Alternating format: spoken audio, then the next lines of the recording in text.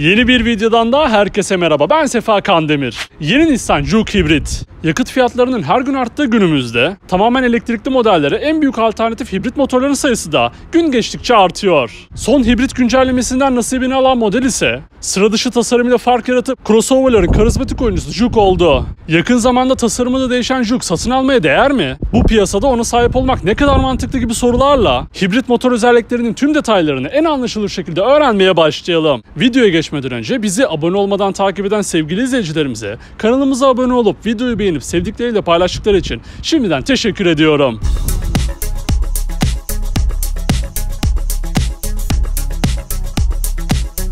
Nissan Juke ilk kez 2010 yılında tanıtılıp yarı kompakt crossover B SUV segmentinde mücadele etmeye başladı. Birbirleriyle gerçekten iyi bir ortaklık çalışması yürüten Renault-Nissan CMF-B HS platformu üzerinde yeni Clio ve yeni Captur ile birlikte üretilen yeni Juke, ikinci nesline 2019 yılında kavuştu. Yıllar 2022'yi gösterdiğinde motor seçeneklerinin arasına hibritin de eklendiği yeni Juke'a önden baktığımızda değişimin çarpıcılığı karşısında çarpılıyoruz. Önceki neslinde bana Sünger Bob'taki Bike Raps'i hatırlatan suratının aksine yeni yüzüyle bir hayli karizmatik duruyor. Yeni Nissan Juke'un önceki neslinde kaputun üzerinde olan farları abisi Qashqai'dekine benzer şekilde ince formuyla ön panjura taşınmış. Buna ek olarak tampon üzerindeki büyük yuvarlak farlar ve içindeki yatay Y şekilli tasvirler onu daha da ilgi çekici hale getiriyor. Benim ön tarafta en çok beğendiğim bir diğer detay ise panjur oldu. Büyük, heybetli ve haşmetli ön panjur bizim küçük oğlanın daha da büyük görünmesini sağlamış. Crossover kimliğini yansıtan tampon altı detayları ve havalandırma çıkışlarıyla yeni Nissan Juke'un ön tarafına 5 üzerinden 4 veriyorum. Önceki nesliyle en çok benzeştiği profil tasarımına gelin hep birlikte göz atalım. Yeni Nissan Juke'la önceki neslini kıyasladığımızda profil tasarımında ilk bakışta pek fark göremeyebilirsiniz.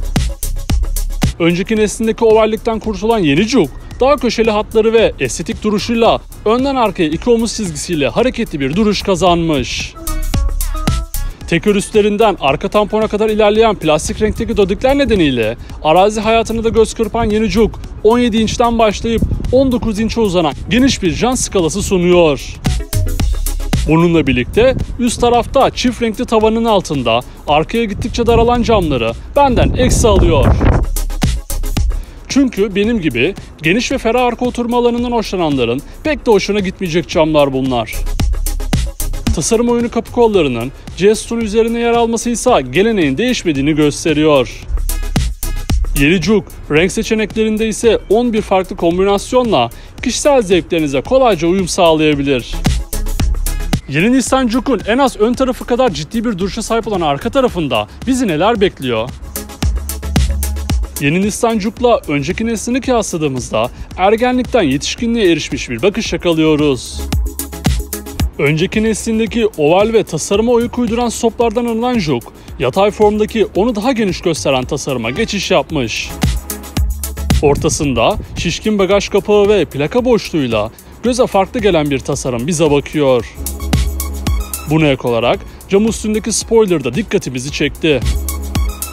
Alt tarafta ise şişkin, büyük ve dolgun hacimli tampon üzerinde herhangi bir egzoz çıkışı yok.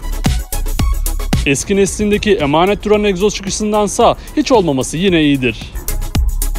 Yeni Nissan Juke boyutlarıyla da önceki nesline göre farkını ortaya koyuyor.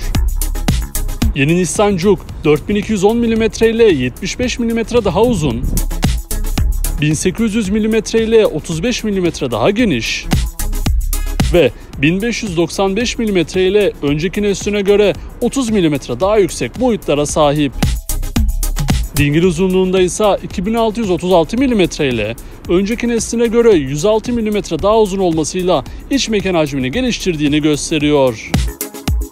Yeni Juke'un modern dokunuşlarla ilgi çekici hale gelen iç mekanına gelin hep birlikte göz atalım. Yeni Juke'un kapılarından geçtiğimizde bizi spor duruşu, derin yanal destekleri ve tek parça halindeki boyunluğuyla şık koltuklar karşılıyor.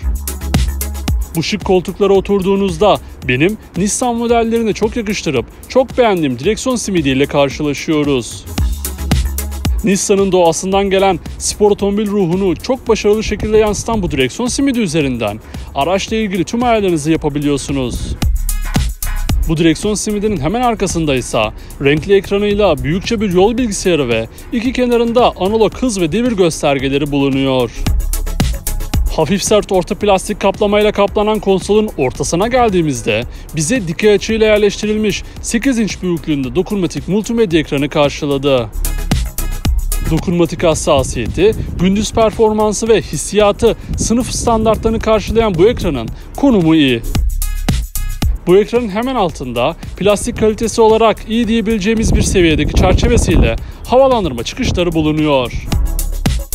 Üçlü havalandırma çıkışlarının arasında ise dörtlü flaşör tuşu konumlanmış. Altında ise klima kontrol ünitesi ve opsiyonel koltuk ısıtma tuşlarına yer verilmiş. Orta konsola geldiğimizde ise bizi bir adet AUX, USB ve 12 volt soket girişi karşılıyor. Buna ek olarak cep telefonu koyabileceğiniz küçük eşya gözü de orta konsolun işlevini artırmış. Fakat orta konsolun devamına geldiğimizde büyük bir hayal kırıklığı yaşıyorum. Önceki neslini bir hayli hatırlatan bu vites çerçevesi ve orta konsol benden eksi alıyor. Konsolun devamında bu segmentte görmekten memnun olduğum elektronik park freni ve 2 adet üstü açık bardaklık bulunuyor. Bununla birlikte kol dayama içinde de bir saklama alanı mevcut. Yeni Nissan Juke'un dikişli görünümdeki göğsü ve genel anlamıyla kabin tasarımı gayet şık ve kullanılabilir duruyor. Yeni Juke'un arka koltuklarına geçtiğimizde ise önceki nesliyle benzer bir yaşam alanını görüyoruz. Yine kolay kullanım Isofix bağlantılarına sahip olan arka koltukların yanal destekleri kısmen iyi. Buna ek olarak donanım seviyesine göre değişmekle birlikte arka yolcular için orta konsol üzerinde USB bağlantı noktaları sunuluyor. Yeni Nissan Juke'un bagaj hacmi 422 litrelik alanıyla bizi mutlu etmeyi başardı. Peki yeni Nissan Juke'un markanın sunduğu güvenlik ve sürücü yardımcı özellikleri neler? Yeni Nissan Juke'la markanın üzerinde bir hayli iddialı olduğu Nissan Intelligent Mobility adını verdiği gelişmiş sürücü yardımcı asistanları geliyor.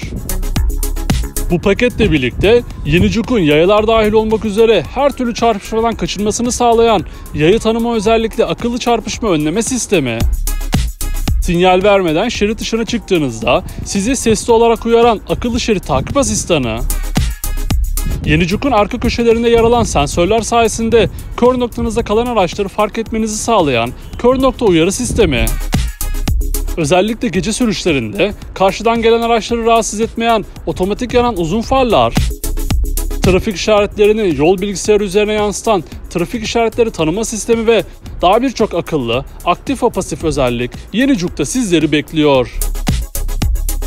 Yeni Nissan Juke'un hibrit motoru ve diğer motor seçenek detaylarını hep birlikte öğrenelim.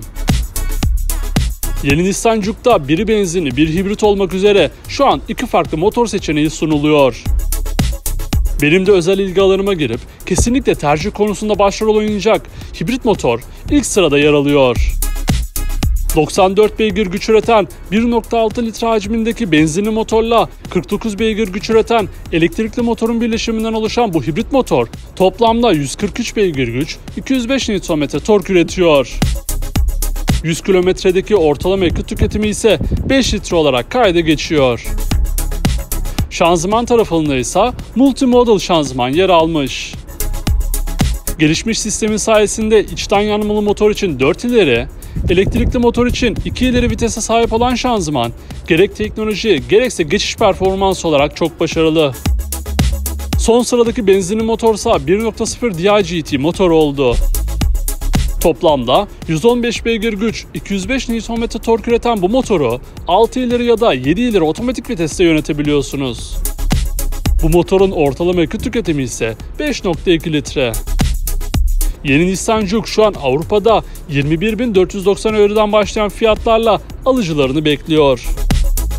Videonun yayın tarihindeki resmi Türkiye fiyatı ise 607.000 lira olarak belirlenmiş durumda. Yeni Nissan Juke Hibrit'in baştan sona bilmeniz gereken tüm özellikleri bu şekildeydi. Ben yeni Juke hibriti beğendim. Fakat satın alma konusunda tercih edeceğimi pek sanmıyorum. Bunun en temel nedeni ise tabii ki de dış tasarımı. Peki siz yeni Nissan Juke hibrit hakkında ne düşünüyorsunuz? Aklınıza takılan her şeyi ve yeni Juke hibrit hakkındaki düşüncelerinizi yorumlar kısmında bizimle paylaşabilirsiniz. Ayrıca sonraki videolardan anında haberdar olabilmek için kanalımıza abone olmayı, videoyu beğenmeyi ve sevdiklerinizle paylaşmayı unutmayın. Bir sonraki videoda görüşmek üzere. Kendinize iyi bakın. Sağlıcakla kalın.